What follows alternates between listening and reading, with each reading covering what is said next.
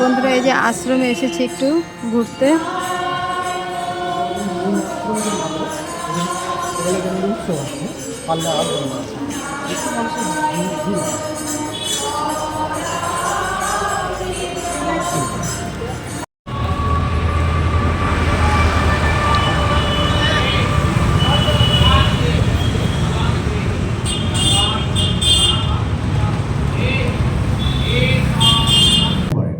এই জপযজ্ঞ আমাকে কিন্তু ওই যে আমার আমিকে যে শপথ নেওয়া হয়, শপথ বাক্য আমরা ডেইলি আশ্রমে নেওয়া হয়, সেখানে গুরুদেব বলছেন যে খুঁজে পাওয়ার চেষ্টা করো আমার আমি।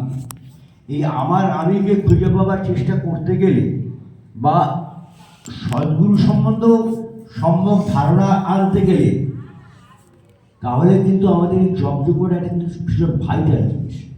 কিন্তু আজকে আমার সত্যি করে বলতে অবাক হয়েছি, মানে বলতে খুব দুঃখ হচ্ছে, আজকে জপযজ্ঞের অনুষ্ঠান আমি এসে গেলাম 6-7 জন বোধহয় ছিলেন জপযজ্ঞে মোট।